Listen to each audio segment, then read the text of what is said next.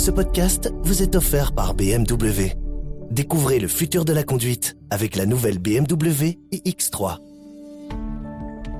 En 2026, à quoi faut-il s'attendre pour les obligations?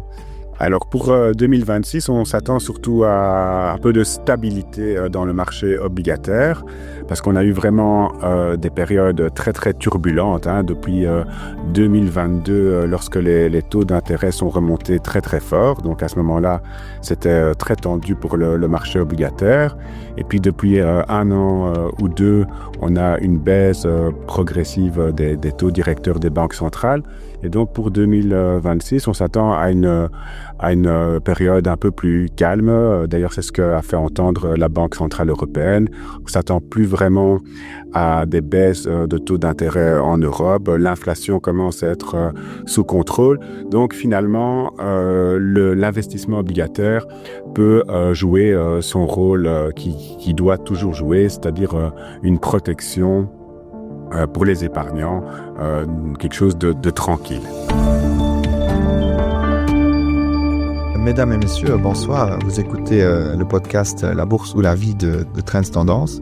Donc, mon nom est Paul Charlie et je suis journaliste pour Trends Tendance. Je coordonne aussi la rubrique Bourse sur notre site. Ce soir, nous avons donc le plaisir de recevoir Alexandre Goldwasser, que vous entendez vient de nous donner une introduction sur le marché obligataire en 2026. Alexandre, merci beaucoup de nous recevoir, d'être avec nous. Bienvenue. Donc, vous êtes administrateur de la société de bourse qui s'appelle Goldwasser Exchange, qui est spécialisée aussi dans les obligations. Donc, ce soir, nous allons parler des obligations et des grandes tendances qu'il y aura en 2026. Et bien sûr, qu'est-ce que cela peut vouloir dire pour les investisseurs. Donc, on va peut-être commencer, vous l'avez mentionné, donc la BCE, parce que pour les obligations, c'est un élément un peu déterminant. Ce sont les politiques monétaires de banque centrale qui fixent les taux d'intérêt, pas que, mais en bonne partie. Donc, pour la BCE en Europe, à quoi faut-il s'attendre en 2026? Alors, de ce qu'on entend du discours des dirigeants des banques centrales en Europe, c'est plutôt à une stabilité. On a un taux directeur de 2% et aucune prévision de baisse ou d'hausse des taux pour les mois à venir, avec une inflation qui est enfin sous contrôle dans la zone euro. Oui, ok, donc plutôt stable alors pour l'Europe. Tout à fait, plutôt stable. Et donc, ce qui veut dire que les investisseurs obligataires devraient être plus ou moins sereins et leur portefeuille obligataire devrait évoluer de manière stable. Et comme je le disais, donc les obligations peuvent donc jouer le rôle pour lequel elles s'existent, c'est-à-dire protéger un capital. Oui, ok. Peut-être que oui, peut-être expliquer ça un peu pour les investisseurs novices qui peuvent nous écouter, c'est que les obligations ont un certain rapport au taux d'intérêt. C'est-à-dire qu'en fait, si les taux baissent ou augmentent, ça a un impact sur les obligations, mais qui existent déjà, qui avaient peut-être un taux plus bas ou plus élevé.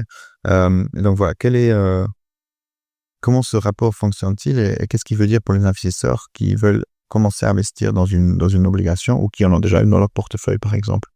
Alors, effectivement, il y a pas mal de facteurs qui influencent l'évolution du prix d'une obligation. Ouais. Et comme vous l'avez très bien mentionné, un des facteurs qui influence le prix d'une obligation, c'est l'évolution des taux d'intérêt. Un autre facteur, c'est par exemple la qualité de crédit.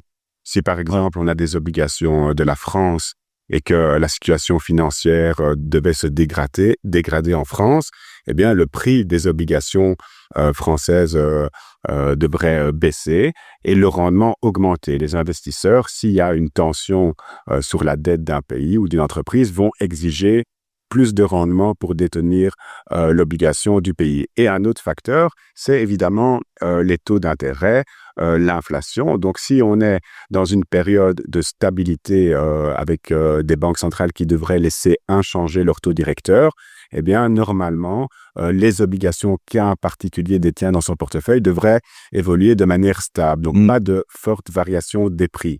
Par contre, si, imaginons dans les prochains mois, on a une surprise au niveau de l'inflation une inflation qui recommence à augmenter, eh bien, pour juguler cette inflation, qu'est-ce que les banques centrales peuvent faire et doivent faire? C'est augmenter les taux directeurs. Ouais, ok. Et les taux directeurs, c'est les taux auxquels les banques commerciales peuvent déposer des liquidités. Donc, si les banques centrales augmentent les taux directeurs parce que l'inflation est plus élevée que prévu, eh bien, ça aura un impact sur les obligations que vous détenez en portefeuille Ouais. et on va avoir le prix de ces obligations qui va baisser et leur rendement augmenter. Donc, il faut un peu voir qui vous êtes. Si vous êtes déjà détenteur d'obligations et que les taux d'intérêt augmentent, à ce moment-là, la valeur de vos obligations va baisser. C'est plutôt une mauvaise nouvelle. Ok.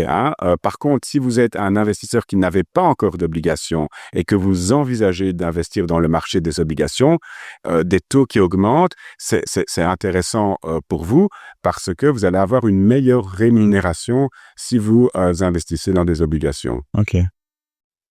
Ok. Peut-être aussi, on pourrait dire que si vous avez par exemple une obligation dans votre portefeuille, vous voyez que la valeur baisse, mais en fait, ce n'est un problème que si vous comptiez la vendre. Si vous attendez qu'elle arrive à échéance et qu'on vous rembourse, en fait, on vous rembourse toujours ce que vous avez donné au début. Donc, Tout à fait. Impact, ok. Tout à fait. Quand vous avez une obligation, c'est le seul produit financier, en tout cas à ma connaissance, où on sait tout exactement ce qui va se passer jusqu'au jour du remboursement de l'obligation. On sait prévoir tous les flux financiers avec les coupons. Et donc, avec une obligation, que les taux montent ou baissent, si l'émetteur, celui à qui vous avez prêté votre argent, que ce soit un État, une entreprise, est capable de vous rembourser à la date de remboursement, s'il n'y a pas de défaut, s'il n'y a pas de faillite, eh bien, que les taux montent ou baissent, vous pouvez vous dire, eh bien, moi, ça m'est égal parce que tout ce qui a été prévu initialement, eh bien, je l'aurai. Par contre, ça peut un peu générer de la frustration parce que, imaginons que vous aviez acquis une obligation avec un coupon pas, 1%, disons, pendant 5 ans, et qu'au cours de vie de cette obligation, les taux d'intérêt montent. Évidemment, vous pouvez vous dire, c'est pas grave, moi, ce qui était prévu, je l'aurai. J'aurai 1% chaque année pendant 5 ans.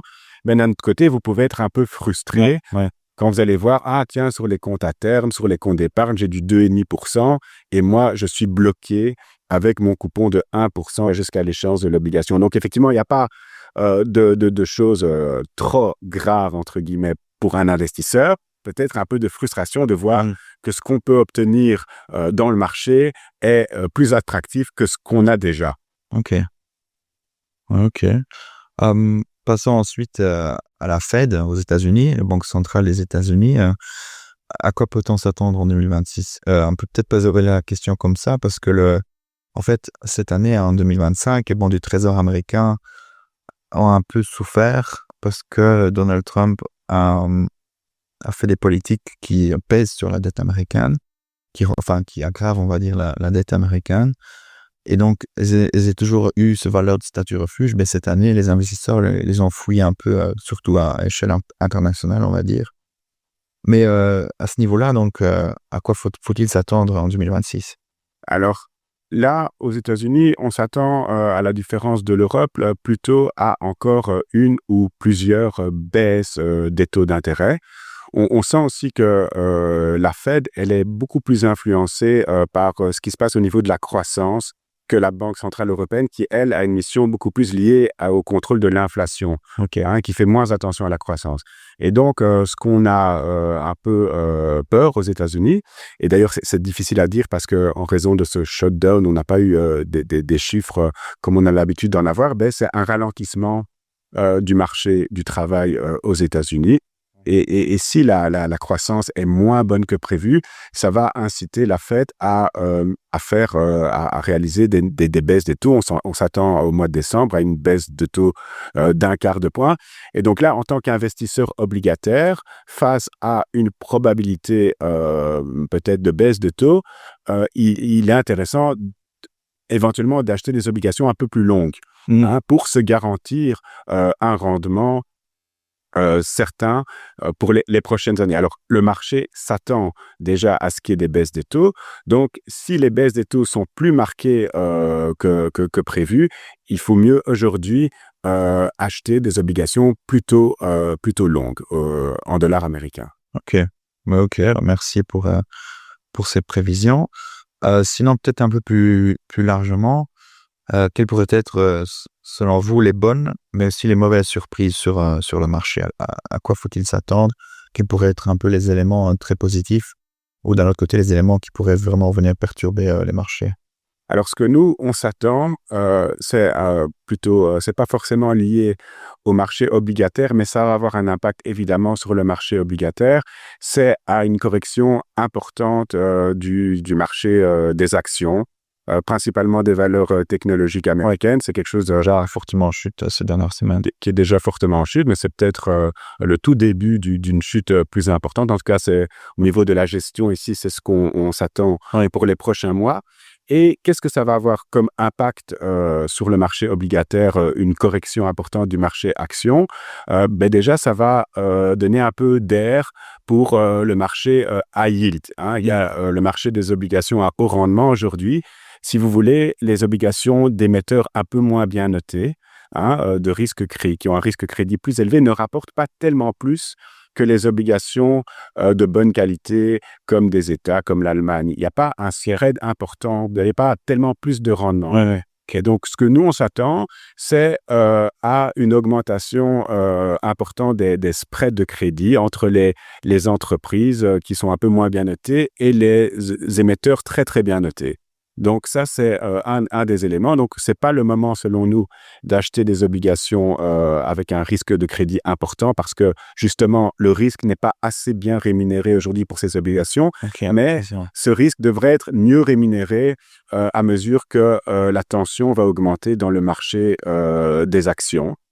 Ce qu'on attend aussi chez nous, c'est peut-être pour certains États comme la France, qui n'arrivent pas encore à former un gouvernement, d'avoir le marché qui à un moment va se réveiller et exiger, au final, les investisseurs vont exiger plus de rendement pour prêter à des pays qui sont un peu fragiles comme la France. Donc, ce qu'il faut faire selon nous aujourd'hui, c'est, en euros en tout cas, c'est choisir la qualité, choisir des obligations pas trop longues, de bonne qualité, pour justement avoir un peu des munitions le jour où des opportunités arriveront dans les prochains mois sur le marché obligataire un peu plus dynamique. Ok, on a peut-être encore une dernière question. Et là aussi, elle est plus pour les investisseurs novices débutants qui nous écoutent, qui hésitent peut-être, réfléchissent à commencer à investir dans les obligations. Mais donc, en fait, le marché obligataire est parfois vu comme un marché un peu oublié. C'est peut-être dû à la période de taux bas qu'il y a eu entre 2012 et 2022 environ, notamment en Europe, des taux proches de zéro ou même négatifs, au taux d'intérêt, je veux dire, au niveau des banques centrales. Mais depuis qu'il y a eu toute cette hausse des taux en 2022 suite à l'inflation, le marché obligataire revient beaucoup plus sous le feu des projecteurs. Donc la question est un peu la suivante: comment est-ce qu'on commence à investir dans les obligations? Quels sont les points d'attention qu'il faut regarder? Et quelles sont les bonnes questions qu'on peut se poser quand on commence à investir dans les obligations? Alors, voilà, les obligations, ça, déjà, je pense que c'est très intéressant, surtout aujourd'hui, alors que les marchés actions sont très, très élevés. Ouais. Donc, c'est une protection pour le capital des épargnants, puisqu'avec une obligation, vous avez la garantie d'un émetteur de récupérer votre capital. Et donc, il y a beaucoup de points d'attention, mais le premier point d'attention, c'est le risque crédit. Parce que la pire chose qui peut vous arriver quand vous avez une obligation, c'est que l'émetteur à qui vous avez prêté votre argent ne soit pas capable de vous rembourser. Donc déjà, si vous prêtez votre argent à un émetteur de bonne qualité, comme des États aujourd'hui, la Belgique, l'Allemagne, eh bien, le gros du travail que vous avez à faire est déjà fait.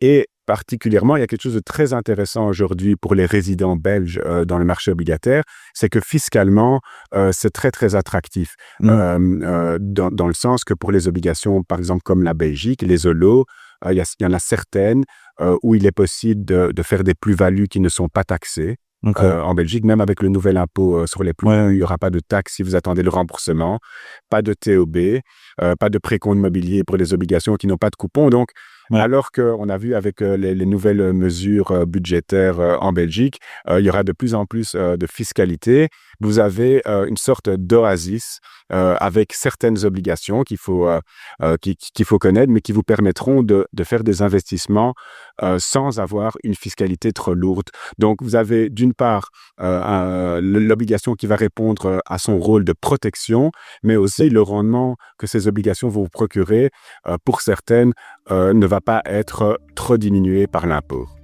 Ok. Mais, merci beaucoup pour toutes vos prévisions et toutes vos explications en jeu lumière sur le marché des obligations. Merci à tout le monde pour votre écoute et à bientôt pour un autre épisode. Ce podcast vous est offert par BMW.